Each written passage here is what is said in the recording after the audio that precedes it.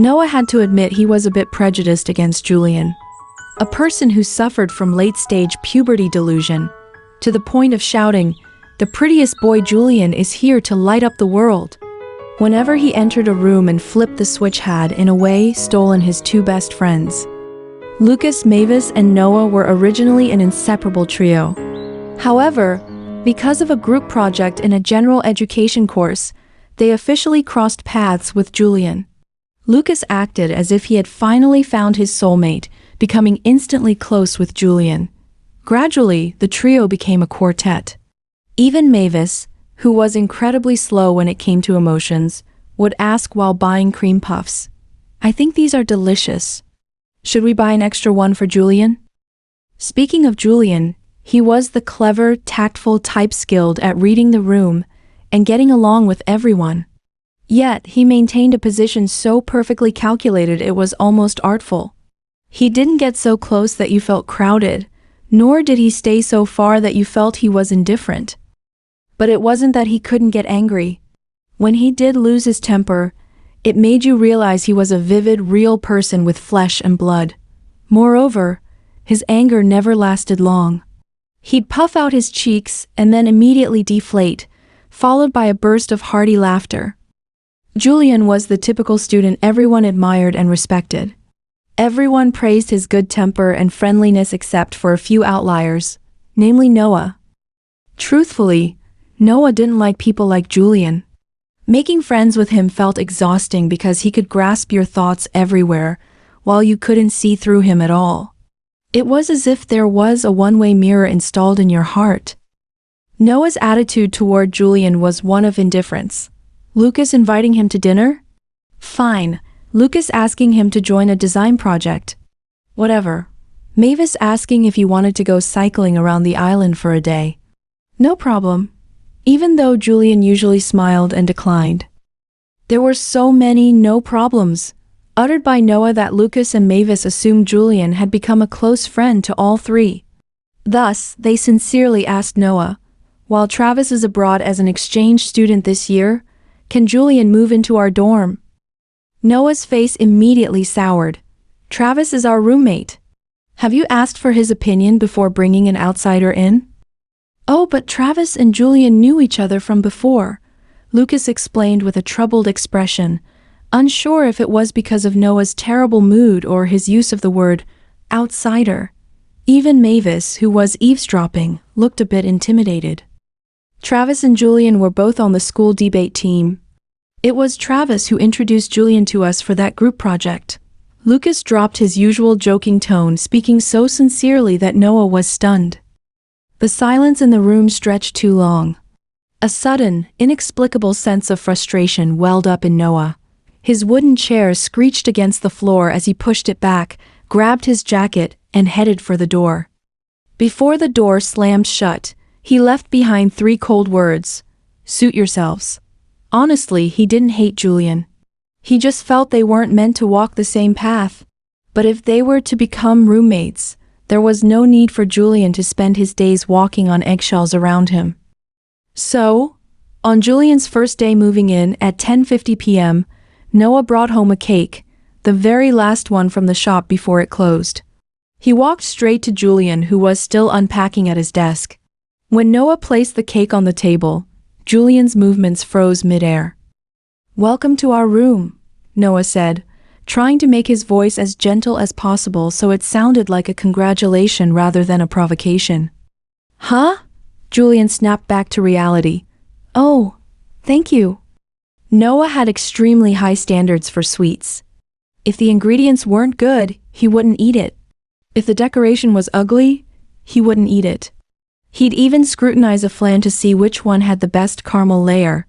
Therefore, anything Noah put in his mouth was practically flawless. Lucas and Mavis swarmed in like bloodhounds.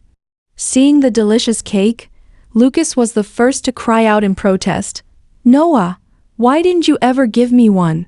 Idiot." Noah glared at him. "It's not like I didn't buy enough for everyone." By the time Noah finished his shower, the cake was mostly gone.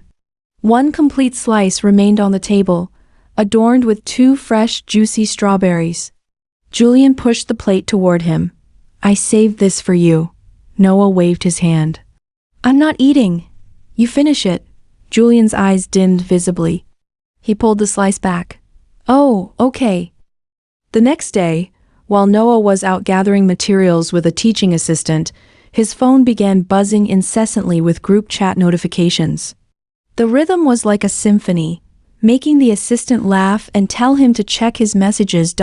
It was the new group of 4. Mavis and Lucas, who were stuck in classes, had sent dozens of messages. Noah scrolled to find the first unread text and filtered out the keywords: cake, allergy, Julian. Combined, Julian had an allergic reaction to the cake Noah gave him. Noah found it almost funny better not to have given the cake at all. He kept reading. Julian was at the hospital on an 4 drip, nothing serious, he was stable. Then came over a dozen messages from Lucas furiously blaming the criminal Noah, interspersed with Mavis's useless attempts to mediate, and Julian repeatedly typing, I'm okay, and it's my fault. Stowing his phone, Noah turned to the assistant. Teacher, I have to go to the hospital. My roommate is on an 4, and there's no one to look after him. Julian was bored, staring at his phone at the hospital. The school forum was repetitive and dull. He was about to exit when he felt a tap on his head. Noah was standing right there, holding a rolled-up newspaper. After tapping Julian, he pointed to the IV bag above his head. Julian realized it was almost empty. He'd completely forgotten to watch it. Sorry, I didn't know you were allergic to peanuts, Noah said, sitting down beside him after the nurse changed the bag. Julian acted as if it were no big deal. I only get an allergic reaction if I eat too much. A little bit is usually fine. He paused, then added, I was afraid if I said I was allergic, you'd think I was being difficult or rejecting your kindness. Since a little bit is usually okay, I didn't say anything. It turned out that after eating it, he hadn't had an immediate reaction. He had brushed his teeth and gone to bed. It wasn't until he woke up that he found it hard to breathe and was covered in red spots. What kind of nonsense logic is that? Noah was nearly laughing at Julian's absurdly good personality. He looked Julian straight in the eyes. Do you really think I'm that unreasonable? If something serious had happened, I would have been a murderer. Julian shifted uncomfortably. Noah's eyes were deep and dark, and they felt even deeper when he spoke seriously. Julian didn't know what to say. Noah was supposed to be working all day, yet here he was, staying with Julian. Julian slowly squeezed out a sentence. I'm sorry. Don't apologize. What is wrong with you? Noah's head throbbed. Who needed an apology? Forget it, Noah said, suddenly letting it go. Let's start over. I'm Noah. Oh, right. I'm Julian. Nice to meet you. Julian reached out his right hand for a handshake, but Noah's voice made him instantly switch to his left. Your right hand has a needle in it. Pull it back. Noah finally realized something. Julian wasn't a tactful, brilliant mastermind at all. Julian was anxious. Julian wasn't that smart. Julian was, in fact, just a total fool. In front of others, Julian always looked capable. But in front of Noah, Julian stripped away his armor, leaving only a soft, pitiable soul. Noah realized that the one-way mirror Julian had installed was perfectly placed for everyone else, but for Noah, it was installed backward. It was a transparent pane that allowed Noah to see right into Julian's heart. Julian was so stupid that out of fear of offending Noah, he had forced himself to eat 2 large slices of peanut butter cake, landing himself in the hospital. According to Julian, 1 slice was fine, but he had eaten the slice Noah rejected as well. He acted so cool in front of Mavis and Lucas, yet in front of Noah he was dazed, worried, and clumsy. It was his most authentic self, the foolish version. Noah now felt he owed Julian a debt that could never be repaid. So, when Julian walked past his desk back at the dorm, Noah grabbed his hoodie collar and pulled him over. Do you want to eat my cooking? I'll go down to the kitchen and cook for you. Huh? Oh, okay. Julian was flattered but hesitant. Is there enough for Lucas and the others? Noah looked down. No, after all, you're the only one who ended up on an 4 drip after eating that cake. Before leaving for the kitchen, Noah turned back. Are you allergic to anything else? I don't want you nearly dying from respiratory failure every time I give you food. Julian froze. Technically just peanuts, but I think I should just follow you. As they prepared the ingredients, Noah realized why Julian wanted to follow him. The guy was an incredibly picky eater. Noah's face darkened as he set aside the cilantro Julian didn't like. No wonder your BMI is only 18.4 and dropping. You're so picky. He then asked a nearby couple if they wanted the leftover herbs so they wouldn't go to waste. When washing the bok choy, Noah couldn't help but comment again. How can someone only like the leaves and not the stems? Do you know there are dishes that only use the stems? Julian was even picky about shrimp. They had to be divined, deheaded, and peeled with only the tail left. Noah twitched. I didn't say I was making tempura. Julian didn't answer. He rested his chin on his hand, elbow on the counter, watching Noah. He looked completely unbothered, as if saying, I'm picky, so what? In the end, they became dinner partners, a phenomenon Noah couldn't quite explain. Julian hated cilantro as much as Noah loved it.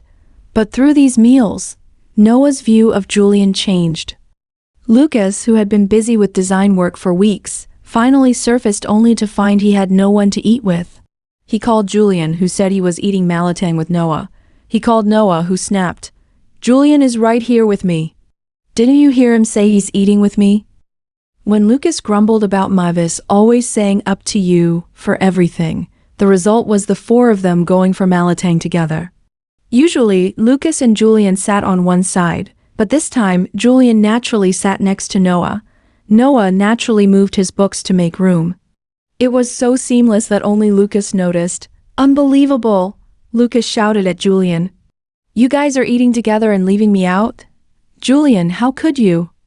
Please, don't shout in public, Julian said, standing up and nudging Mavis out of his seat to sit next to Lucas. You and Mavis were busy and left me out too. Noah watched silently.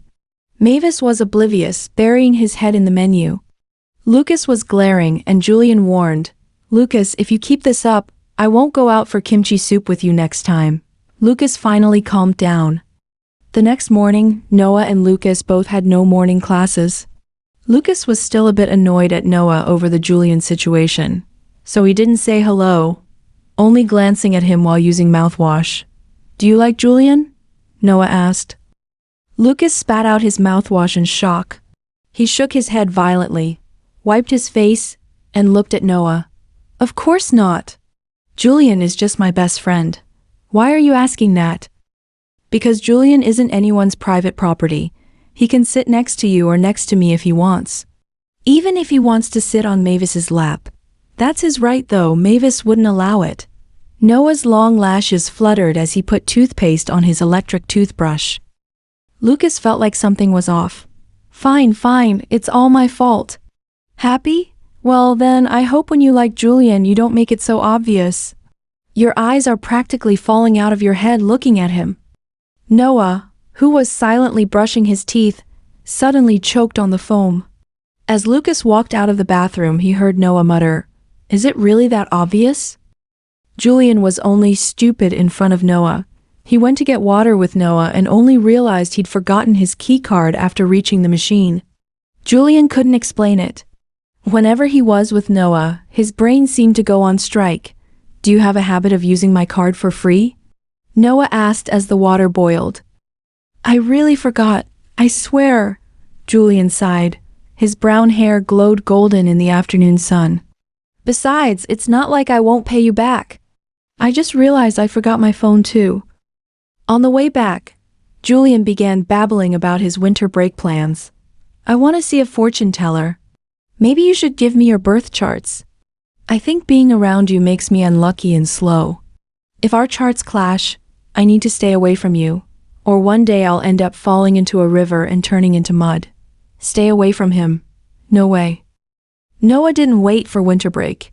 He crushed that stay away idea on New Year's Eve. While they were watching fireworks and after Lucas tactfully lured Mavis away, Noah asked Julian during the final countdown if they should date. He kissed Julian the very second the fireworks exploded. Julian was dazed as usual. When Noah kissed him, he closed his eyes by reflex. He was so stunned he forgot to breathe.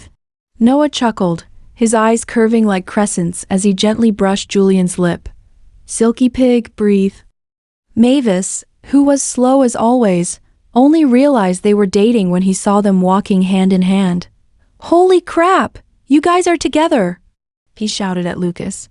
No wonder you were so generous today, buying me 3 portions of takoyaki and 2 of Odin. Why didn't you tell me you were being a wingman? Lucas, looking at his empty wallet, gave the couple a look of pure disdain. Later, sitting in a cake shop, Julian mentioned he'd been this stupid once before with a senior. He was so nice to me that I thought he liked me, Julian said, stirring his iced lemon tea. But when he went to study abroad, I realized he was nice to everyone. I just thought I was special because I liked him. Noah tapped the table. Am I not treating you specially? Julian frowned. Don't get jealous. He didn't mean it that way and I've moved on long ago. Noah thought about the description. Senior, study abroad. Nice to everyone. You don't mean Travis, do you? Noah gripped his pants under the table. Julian looked up, suspicious. Why would you think it was Travis? This was a senior back in China. Good, Noah breathed a sigh of relief. He didn't want to deal with his boyfriend's white moonlight when Travis came back. Actually, there was a small mishap during the New Year's confession. The fireworks had started 5 minutes early, and it was loud and chaotic. Julian was leaning against the railing, staring intensely at the sky. He hadn't heard a single word of Noah's heartfelt confession. Noah had said, Julian, there's a process to getting to know someone, right? Even though you're so capable in front of others, you're always clumsy around me. It's like I'm a jinx to you. But I'm willing to watch you be clumsy, and I'm willing to protect you. Will you date me? Julian heard none of it. Noah had finished his cinematic movie-style speech, only to find Julian's soul was wandering elsewhere. I said, do you want to date me? Noah finally turned Julian around by the shoulders. Huh? Julian's eyes widened. His nose was red from the cold. He mobilized all his brain cells to process what Noah just said, and amidst the shouts of Happy New Year, he blurted out, Okay. Double. Quote, then came the kiss. At 0:01 a.m., Noah leaned in. Julian nervously closed his eyes. They say people who've never been kissed before always close their eyes out of fear, and he was no exception. But the slow reaction didn't stop him from hearing his heart thumping wildly, like a second set of fireworks meant only for them. Joy had gotten into the same university as Julian. When he arrived, Julian picked him up personally. Thanks to Julian's pretty face and wide network, the enrollment process was a breeze. Impressive, Joy praised. Taking you here was exhausting, Julian sighed, looking around once Joy was settled. A wide network is a university subject itself, you know. Joy nudged him. Where's your boyfriend? I'm really curious. Just then, a guy walked toward them. He had sharp features and looked like he had a bit of a temper, but the moment he reached Julian, his expression and voice softened completely. Joy watched Noah closely. Even though Julian had sent photos, the real Noah was even more handsome. You two really are a match made in heaven, Joy remarked. After introductions, Noah naturally took Julian's hand with one hand and Joy's luggage with the other. Joy followed behind like a third-wheel light bulb. He was about to ask where the dorm was when Julian suddenly stopped, nearly causing Joy to crash into him. Joy, Julian said apologetically. I think I left your student files in the duty room. Sorry, I forgot to bring them. Joy groaned. You didn't forget the Pikachu mug I brought for you, but you forgot my files. Noah cut in. I'll go get them. You take Joy to the room first. Joy moved into Noah's old dorm room. Noah and Julian had moved out together after Travis returned, so the empty bed was filled by Joy, keeping the room in a perfect 4-person balance. That night Julian couldn't sleep. Noah pulled him into a hug. What's wrong? Am I just a burden to everyone? Julian asked gloomily. Files are important. If it were me, I'd be furious. And Joy even brought me a gift. It's not a big deal, Noah said, resting his chin on Julian's head. I told you not to take these mistakes so seriously. No one is perfect. Also, I ate your mango crepe in the fridge yesterday. Sorry. That's different, Julian started. Then his eyes snapped open, his forehead hitting Noah's chin. Both groaned in pain. Julian hissed, Why did you eat my mango crepe? You said you didn't like sweets. Can I change my taste sometimes? You owe me 10. Julian fumed. How about a kiss to pay for each one? Noah leaned in. Julian tried to push him away, but he was no match for Noah. He was kissed for a long time. I don't care, you still owe me 10, Julian mumbled sleepily before drifting off. Later, when explaining why Julian had been so cautious around Noah at first, Julian bit his spoon. To be honest, I met Noah before that group project. Where? Travis was on the debate team with me. He invited me to watch a guitar club performance. That's when I realized he was in that club, and the cycling club Mavis started. It felt like he never rested. You're off topic. Noah pinched Julian's cheek. Julian slapped his hand away. I saw you performing. I was doing backstage support. You were waiting in the wings while Travis performed. At that moment, Julian thought Noah was beautiful. Even though the lights were on the stage, Julian was convinced Noah was the most stunning person there. Maybe Julian stared too long, because Noah turned around to scan the crowd, though he didn't catch who was looking. When the performance ended, Julian greeted Travis. Noah looked at him, and in that exact second, Julian tripped over a microphone cable and fell flat on his face. Travis had already walked ahead, so it was Noah who helped him up. Julian felt that same unlucky feeling he'd felt with the senior years ago. Why did he always fall for people who made him look foolish? But Noah was different from the senior. The senior was nice and said everything was okay. Noah just stayed quiet or talked to Lucas and Mavis. If their eyes met, Noah would roll his eyes. Julian knew Noah had that cold look for strangers. So he was surprised to receive the cake. He told himself his allergies weren't that bad. He was wrong. Did he really think it was okay? Not really. He felt bad for making Noah look after him. He was worried Noah would feel awkward. But the allergy incident changed Noah. Julian was so slow he didn't realize it until Lucas shouted at them for eating lunch together. So, it's okay to keep liking Noah, right? Julian tried to fix his low IQ problem. He made a list of things to bring: keycard, phone, tissues, mints, but then he forgot the list itself. Noah found it hilarious. Didn't you make a checklist? I forgot I had a checklist, Julian sighed. It's fine, Noah said, pushing the empty Malatang bowl aside and handing Julian a tissue. I remember to bring everything. You just remember to bring me. Julian always responded with a bit of guilt, while Noah leisurely returned it in the form of love. Julian's thoughts were pulled back by the school bell. He checked his phone. Silky Pig, want to eat something good? Answer in 2 minutes. 2 minutes are up? Since you're a silky pig, I'll give you 2 more minutes. Hey, Julian, is this class that interesting? You aren't even answering your boyfriend. Julian was about to type an apology when a new message popped up. Silky Pig, look at the door. He looked up and saw Noah leaning against the doorframe, phone in hand, a wide smile on his face. It was 6 p.m. and the evening sun bathed Noah in a warm, gentle glow. Julian thought, this is a beautiful sight. I'll give him a kiss later to show him how I feel.